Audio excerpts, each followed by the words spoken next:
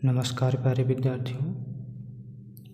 आज हम लोग पढ़ने चल रहे हैं पर्यावरण प्रदूषण की समस्या और समाधान यानी निबंध, हिंदी कक्षा 12। अगर आप कक्षा 10 के हैं जिसमें पर्यावरण प्रदूषण और समस्या आ रही है तो ये वीडियो आप ज़रूर देखें। 11 के विद्यार्थी हैं तो भी देखें और 12 के हैं तो फिर ज़रूर ही देखें। देखिए, हर साल पूछा जाता है। अगर मैं ये कह दूं कि ये वीडियो आपके लिए देखना क्यों इम्पोर्टेंट है, तो एक ही इसका जवाब है भैया कि हर साल पूछा। ये देखिए 2025 लिखा है आपके सामने, तो 26 में पूछा जाएगा, ठीक ना। तो निश्चित तौर पे पूछा जाता है कि पर्यावरण प्रदूषण की समस्या और समाधान पे निबंध लिखो भैया। अथवा करके दिया है, मतलब इन सब पे निबंध आज हम पढ़ेंगे, ठीक। जैसे पर्यावरण, मानव जीवन, पर्यावरण प्रदूषण के विविध कारक यानी विभिन्न कारण क्या हैं, क्यों प्रदूषण हो रहा है, पर्यावरण प्रदूषण और निराकरण यानी उसके उपाय क्या हैं, पर्यावरण प्रदूषण का कारण एवं निवारण मतलब उसको कैसे कम किया जा सकता है, उसका उपाय कुछ है भाई। समस्या, कारण, निवारण। समस्या क्या है, फिर निवारण क्या है, पर्यावरण प्रदूषण क्या है। ये देखिए आया 25 में पूछा गया है यूपी बोर्ड में। 30 साल में यानी 26 के लिए है, 26, 27 जो भी आप देख रहे हैं। अब ये कह दें कि 26 के लिए जो 27 में एग्ज़ाम देने वाले हों तो उनके लिए नहीं, उनके लिए भी, क्योंकि हर साल पूछा जा रहा है।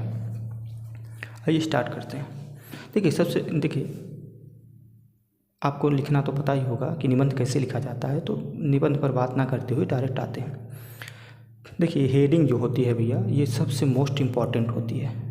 अगर ये आप नहीं डाल पाए हैं, ये आप नहीं लिख पाए हैं अच्छे से, तो फिर आप पूरा लिख दीजिए, कोई मतलब का नहीं रहता, मतलब फिर नंबर आपको कम ही मिलेगा। प्रदूषण का अर्थ, प्रदूषण का अर्थ क्या होता है?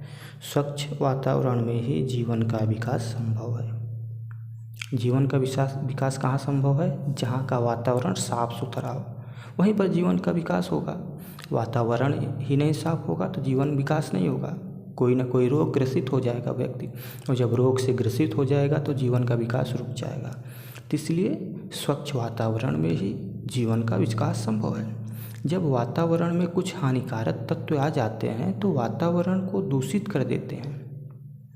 यह गंदा वातावरण जीवधारियों के लिए अनेक प्रकार से हानिकारक होता है। जीवधारियों के लिए अर्थात जिसके अंदर प्राण हैं, उनके लिए यह वातावरण अनेकों प्रकार से हानिकारक होता है। इस प्रकार वातावरण के दूषित हो जाने को ही प्रदूषण कहते हैं। अगर आपको ये प्रदूषण क्या है, तो वातावरण के दूषित हो जाने को ही प्रदूषण कहते हैं।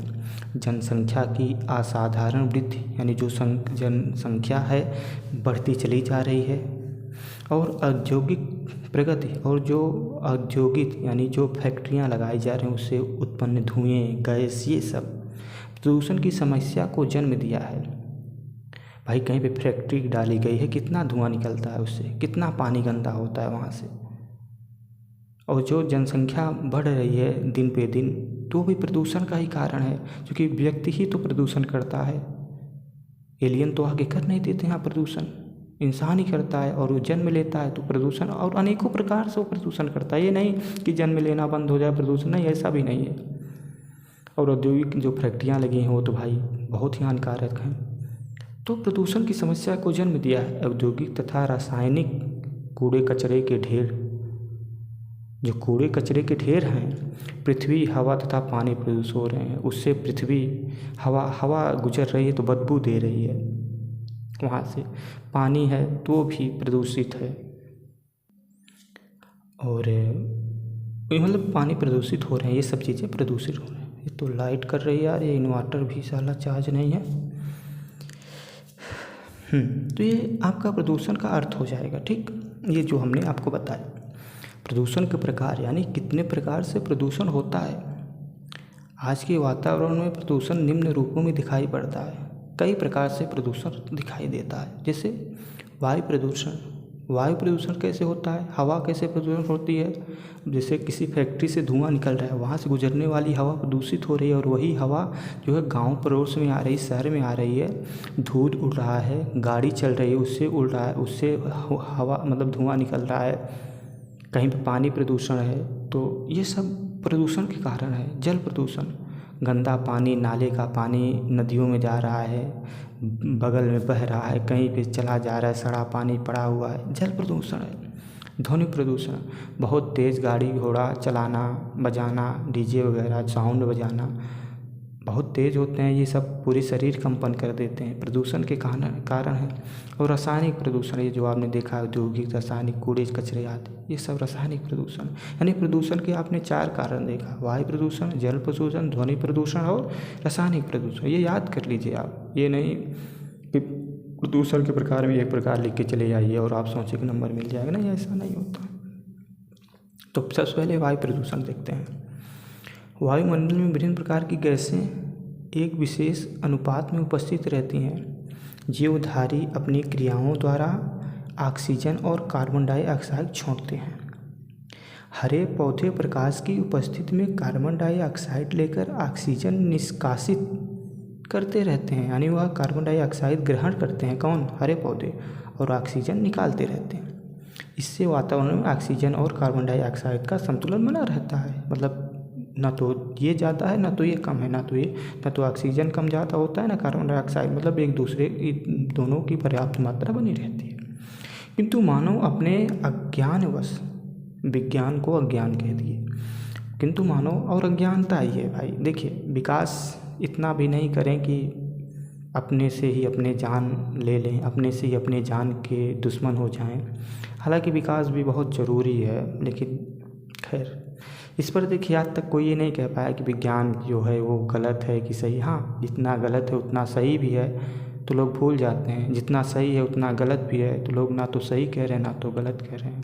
कुछ मामलों में बहुत सही है, बहुत अच्छा है। ये विज्ञान का ही मतलब देन है कि आज आप न जाने कहाँ बैठे हुए हैं, कितनी दूर हैं, लेकिन आप हमारी आवाज़ सुन रहे हैं, देख रहे हैं। जो मैं पढ़ा रहा हूँ, ये मेरी क्रियाएँ प्रक्रियाएँ आप देख पा रहे हैं। लेकिन कुछ मामलों में अच्छा है, जैसे इस मामले में तो मैं कहूँगा ना कि बहुत अच्छा है, लेकिन कुछ मामले में बहुत बहुत बहुत गलत है विज्ञान। तो ये कह रहे हैं किंतु मानव अपने अज्ञानवश और आवश्यकता के नाम पर इस संतुलन को नष्ट करता रहता है। मतलब आवश्यकता, पेड़ पौधे काट रहा है, फैक्ट्रियाँ लगा रहा है ज़रूरत के हिसाब से ना, तो ये संतुलन नष्ट हो रहे हैं। और क्या है? वायु प्रदूषण हो रहा है। दूसरा, जल प्रदूषण। जल प्रदूषण सभी जीवधारियों के लिए बहुत महत्वपूर्ण और आवश्यक है, क्योंकि जल नहीं तो कल नहीं, और जब जल है तो कल है, तो इसलिए जल बहुत ज़रूरी है। देखिए, ये सब अगर आप लिख सकते हैं तो इम्पोर्टेंट भी लिख दें कि जल नहीं तो कल नहीं, जल है तो कल है, तो आपको नंबर ज़रूर मिलेंगे। कोष्टक में लिख सकते हैं, पौधे भी अपना भोजन जल के माध्यम से प्राप्त करते हैं। यह भोजन पानी में घुला रहता है। जल में अनेक प्रकार के खनिज तत्व, कार्बनिक, अकार्बनिक पदार्थ तथा गैसें घुली रहती हैं। यदि जल में यह पदार्थ आवश्यकता से अधिक मात्रा में हो जाते हैं तो जल प्रदूषित होकर हानिकारक हो जाता है और प्रदूषण जल कहलाता है। यानी जो ये कार्बन अकार्बन पदार्थ गैस रहती हैं, यही जब अधिक हो जाती हैं तो क्या हो जाता है? जल प्रदूषण हो जाता है। और जब जल प्रदूषण होता है तो बहुत हानिकारक होती है, बहुत मतलब परेशानी होती है। जल के बाद आता है ध्वनि प्रदूषण। ध्वनि प्रदूषण आज की एक नई समस्या है। ये आज की नई समस्या है, पहले तो नई समस्या चूँकि जब विज्ञान आया, विज्ञान ने साउंड वगैरह बनाया, स्पीकर वगैरह बनाया, और तो ये आज की समस्या है, पहले नहीं थी। इसे वैज्ञानिक प्रगति ने पैदा किया है। इसे विज्ञान ने पैदा किया है, यानी विज्ञान ने बनाया। मोटर कार हो गया, ट्रैक्टर हो गया, जेट यानी जो हवाई जहाज होते हैं, विमान, कारखाने के सायरन यानी जो उनके हॉर्न होते हैं बजते हैं, मशीनें तथा लाउड स्पीकर आदि ध्वनि के संतुलन को बिगाड़कर ध्वनि प्रदूषण उत्पन्न करते हैं। याद रख लीजिए क्या क्या है इसमें, मोटर कार, ट्रैक्टर, यानी ये आपके आसपास की चीज़ें हैं, कोई याद करने के नहीं, बस ध्यान दीजिए कि ट्रैक्टर, मोटर कार, बाइक वगैरह, कारखाने, मशीन, लाउड स्पीकर, विमान, ये सब ध्वनि को संतुलन को बिगाड़कर ध्वनि प्रदूषण उत्पन्न करते हैं। तेज ध्वनि श्रवण शक्ति, यानी तेज जो ध्वनि होती है उसमें सुनने की जो शक्ति है होती है, उसका हास यानी वो नष्ट हो जाती है। आप अगर ब्लूटूथ वगैरह, ईयरबड्स वगैरह, ईयरफोन जो है, लीड वगैरह यूज करते हैं लगातार, तो उसको ये कान ख़राब कर देते हैं, बहुत हानिकारक है। एक बार आप यूट्यूब पे ज़रूर सर्च करें कि कितना हानिकारक है आपके लिए, तब शायद आप छोड़ पाएँ। बहुत ज़्यादा। अभी तो नई उम्र है, नहीं समझ में आएगा, बाद में डॉक्टर को दिखाते फिरोगे। ये ध्यान दीजिए हमारी बात को। ये सब चीज़ें सुनने की शक्ति को नष्ट कर देते हैं, सुनाई नहीं देता, और कार्य करने की क्षमता पर भी बुरा प्रभाव पड़ता है। और जब मस्तिष्क दिमाग पर असर पड़ेगा तो काम भी नहीं कर पाएंगे। कभी कभी पड़ोस में लाउडस्पीकर बजने से रात भर नींद नहीं आती। इससे अनेक प्रकार की बीमारियाँ पैदा होती हैं। अत्यधिक ध्वनि प्रदूषण से मानसिक विकृति तक हो जाती है, यानी इंसान पागल हो सकता है अगर उसको अत्यधिक ध्वनि प्रदूषण हो गया तो। ये इतना हानिकारक है। चौथा, रासायनिक प्रदूषण। कारखाने से बहते हुए अवशिष्ट द्रव्य के अलावा अखाद्य की उपज में वृद्धि की दृष्टि से उपयुक्त कीटनाशक दवाइयों और रासायनिक खादों से भी स्वास्थ्य पर प्रतिकूल प्रभाव पड़ता है। देखिए, जो खेत में आपके घर में या फिर कोई भी यूरिया DAP वगैरह डालता है, ये सब बहुत हानिकारक है। आप लोग गोबर वगैरह डाल सकते हो, जो खरी होती है, खली जिसे कहते हैं, सरसों की या फिर अरसी वगैरह या तिल की, जो भी आपके पास हो, उसको आप लोग मतलब जो जानकार उससे पूछकर उसको चूर करके आप डालिए, बहुत अच्छा है। गोबर डालिए, मतलब ये सब चीज़ें बहुत ठीक हैं। लेकिन ये यूरिया DAP ये बहुत बहुत बहुत ज़्यादा हानिकारक है। ये पदार्थ पानी के साथ बहकर नदियों, तालाबों और अंततः समुद्र में पाए जाते हैं और जीवन को अनेक प्रकार से हानि पहुंचाते हैं। प्रदूषण के कारण क्या है, ठीक पूछता है कि पर्यावरण प्रदूषण के विविध कारण, यानी अनेकों कारण लिखिए, अनेक जो आपको बताओ। तो ये प्रदूषण का कारण क्या है? पर्यावरण प्रदूषण का सबसे बड़ा कारण विश्व की जनसंख्या में तेजी से होने वाली वृद्धि है। सबसे बड़ा कारण, विश्व की जनसंख्या आज सुरसा की भांति अपना मुंह फैलाती जा रही। सुरसा नाम है इनके, जो सुरसा थी, यानी भगवान हनुमान जी महाराज जब जा रहे थे लंका तो वो अपना मुंह फैलाई थी। तो उसी प्रकार करें, सुरसा की भांति अपना मुंह फैलाती जा रही है, अर्थात विश्व की जनसंख्या बढ़ती ही जा रही है। जनसंख्या में जिस तेज़ी के साथ विस्तार होता जा रहा है, उतनी ही तेज़ी से आदमी की सुविधाओं में ह्रास होता जा रहा है। रहने के लिए स्थान की भारी कमी आ रही है, यानी रहने के लिए स्थान भी कम पड़ रहा है, खाने के लिए भोजन कम पड़ रहे हैं, पहनने के लिए कपड़े कम पड़ रहे हैं, चलने के लिए सड़क कम पड़ जाएंगी कभी न कभी, आज भी पड़ रही हैं। जब अगर 2 मिनट का ट्रैफिक हो जाए तो देखिए फिर 1 किलोमीटर लाइन लग जाएगी। तो ये सब चीज़ें बड़ा दिक्कत है। खाने के लिए संतुलन भोजन उपलब्ध होना कठिन हो गया है। पर्यावरण प्रदूषण का दूसरा बड़ा कारण विज्ञान है। विज्ञान के आविष्कार जहाँ मानव जाति के लिए वरदान सिद्ध हुआ, वहीं उनसे मानव का भयंकर अहित भी हुआ है। मैंने पहले ही बताया कि विज्ञान कुछ मामलों में ठीक है, लेकिन कुछ मामले में बहुत गलत है, बहुत बहुत बुरा है। विज्ञान के विभिन्न वस्तुओं के उत्पादन के लिए अनेक मशीनों का निर्माण किया गया। इन मशीनों को चलाने के लिए ईंधन के रूप में पेट्रोल, डीजल, कोयला, लकड़ी, तेल आदि का उपयोग किया जाता है। कारखानों की ऊंची चिमनियां से दिन रात निकलने वाले धुएं की अपार राशि सारे वातावरण को दूषित करते रहते हैं। यानी जो कारखाने, फैक्ट्रियां लगी, उनसे जो धुएं निकलते हैं वो रात दिन वातावरण को दूषित करते हैं। ध्वनि है तो दिन में सुनाई देगी या रात को कम हो जाती है, कोई भी चीज़ है तो, लेकिन ये सब चीज़ें लगातार धुएं से सारा वातावरण कालिमामय दिखाई देता है। इसके साथ ही इन कारखानों से निकलने वाला दूषित जल जहाँ भी जाकर स्वच्छ जल में मिलता है, वहाँ का जल विषाक्त हो जाता है, यानी विष के समान हो जाता है। कोई जीव पी ले तो मर जाए। आपने देखा होगा कि हमने तो देखा है, हमारी तरफ बहुत फैक्ट्रियाँ हैं कि अगर फैक्ट्री का जो धुआं निकलता है, यानी मुझसे मतलब काफ़ी दूर हैं, लेकिन कभी उधर जाना होता है तो फैक्ट्रियों से जो धुआं निकलते हैं, वो अगर वहाँ पक्षी कोई उड़ जाता है तो पक्षी मर जाता है, गिर पड़ता है। उनके धुआं से इतना धुआं पड़ता है, उसके आसपास पक्षियाँ नहीं रहती। जल, कोई उससे निकलने वाला जल अगर कोई जानवर पी ले वो मर जाता है। तो फैक्ट्रियाँ वातावरण को भी दूषित कर रही हैं, जल को भी दूषित कर रही हैं, हर प्रकार से प्रदूषण है। चलती हैं तो आवाज़ आती है, रात दिन चलता रहता है, तो ध्वनि प्रदूषण कर रही हैं। विष के समान हो जाता है। बड़ी बड़ी नदियों में जहाँ जहाँ ऐसे कारखाने का जल मिलता है वहीं बड़ी दूर तक नदियों का जल विषत हो जाता है। मतलब इनमें कोई जीव जंतु जीवित नहीं बच पाता, यानी इतना ये विषत विष के समान हो जाता है। कोई भी जीव जंतु, न मछली न कुछ भी जीवित नहीं रहता, पूरे के पूरे मर जाते हैं। तो ये इतने मतलब प्रदूषित हो रहा है और ये बढ़ता जा रहा है, और ये रुकेगा भी नहीं। ये भी आपको बता दें, लोग भले जागरूक हो जाएं, लोग भले ही, कौन चाहेगा कि मैं पैदल चलूं, साइकिल चलूं। सभी चाहेंगे भैया जितनी अच्छा कार हो, जितनी अच्छा दो पहिया हो, जितनी अच्छा सब हो, उतनी अच्छा मज़ा है। तो ये रुकने वाला भी नहीं है जब तक कि भाई कुछ ना कुछ बड़ी त्रासदी ना आ जाए। प्रदूषण की रोकथाम के उपाय। प्रदूषण कैसे रोक सकता है? पर्यावरण को दूषित करने वाली परिस्थितियां आज मानव के समक्ष चुनौती बनकर खड़ी हैं। यानी चुनौती सीने से सीने एकदम समझ लीजिए जैसे आमने सामने डटी हुई है, एकदम सीना टाइट किए हुए कि चलो, ये चुनौती है। वातावरण को दूषित करने के लिए हम सभी जिम्मेदार हैं। एक व्यक्ति तो जिम्मेदार नहीं है, हम सभी, यानी हम और आप लोग, यानी इस दुनिया में जितने लोग हैं सभी लोग जिम्मेदार हैं।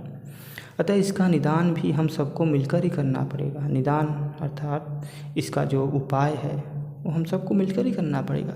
हमारे प्राचीन ऋषि मुनियों ने इस समस्या को गंभीरता से समझा था, इसलिए उन्हें यज्ञ की सृष्टि की थी। यानी जो हमारे ऋषि मुनि थे वो इस समस्या को समझे थे, इसीलिए उन्होंने यज्ञ की सृष्टि यानी यज्ञ की शुरुआत की थी। यज्ञों में प्रयुक्त घी, तिल आदि के कारण वातावरण शुद्ध रहता है। यानी यज्ञ में जो तिल, घी, गुड़, जौ, चावल और लकड़ी वगैरह जो भी प्रयोग किया जाता है, उससे उसके धुआं से, वो धुआं जहाँ तक जाता है वहाँ तक पूरे के पूरे जो कीटाणु विषाणु जो भी वातावरण में रहते हैं, मिले रहते हैं, वो सब मर जाते हैं और पूरा का पूरा वातावरण शुद्ध हो जाता है। इसीलिए यज्ञ वगैरह कराया जाता है। ठीक, यानी इसके कारण वातावरण क्या रहता है? शुद्ध रहता है। लेकिन आज इन चीज़ों का प्रयोग करना कठिन है। यज्ञ की कल्पना आज असंभव हो गई है। कोई भगवान को नहीं मान रहा है तो यज्ञ कैसे करेगा? भाई आप अपने लिए कर रहे हैं, आप यज्ञ कर रहे हैं तो आपका वातावरण शुद्ध हो रहा है। भगवान तो एक आप मान लीजिए कि माध्यम है, तो आप तो ये कर सकते हैं, अपने लिए कर सकते हैं। अतः इस समस्या पर नियंत्रण के लिए सबसे प्रथम उपाय तो यह है कि बढ़ती हुई जनसंख्या पर नियंत्रण किया जाए। सीमित जनसंख्या रहने में पर्यावरण दूषित होने की संभावना कम होगी, क्योंकि जितने कम लोग होंगे उतने ही कम संसाधन का उपयोग करेंगे, तो कम पर्यावरण प्रदूषण होगा। साथ ही अधिक से अधिक वृक्षारोपण की पर्यावरण से स्वच्छ बनाने में मदद करना है और अधिक से अधिक वृक्षों को रोपण अर्थात वृक्षों को लगाना चाहिए, जो पर्यावरण को स्वच्छ बनाएगा और उस जगह का पर्यावरण भी सुंदर होगा। नदियों के पानी को प्रदूषण से बचाने के लिए हमें उस जल में मृत जीवों अथवा शवों को प्रवाहित नहीं करना चाहिए। हाँ, जला देना चाहिए या गाड़ देना चाहिए कहीं। धुआं रोकने के लिए सुगम उपाय है कि कल कारखानों ऐसी स्थानों पर लगाए जाएं जहां जनसंख्या अधिक न हो, अर्थात जो फैक्ट्रियां लगाई जाएं वो ऐसी जगह लगाई जाएं जहां पर मनुष्य बहुत कम रहते हों या ना रहते हों। उपसंहार। उपयुक्त उपायों से हम वातावरण को शुद्ध बनाए रख सकते हैं। पर्यावरण प्रदूषण की समस्या सारे विश्व में है, इसमें कोई भी देश या क्षेत्र बच नहीं सकता। अतः इस समस्या को सामूहिक रूप से सुलझाने का प्रयत्न करना चाहिए। मतलब किसी एक व्यक्ति के या एक देश की बस की बात नहीं, सभी लोग जब इकट्ठा होंगे तभी होगा। शासन द्वारा इस दिशा में जो प्रयास किए जा रहे हैं उनमें हमें भी पूरी सामर्थ्य के साथ सहायता करनी चाहिए। हम गरीब देश और प्रदेश के निवासी हैं। पर्यावरण प्रदूषण के महंगे कार्यक्रमों पर चलना हमारे लिए सरल नहीं है। यदि इन कार्यक्रमों के उत्पादन पक्ष का समावेश कर लें तो फिर हमारे लिए वह भी सुगम हो जाएगा, मतलब एकदम अच्छा हो जाएगा।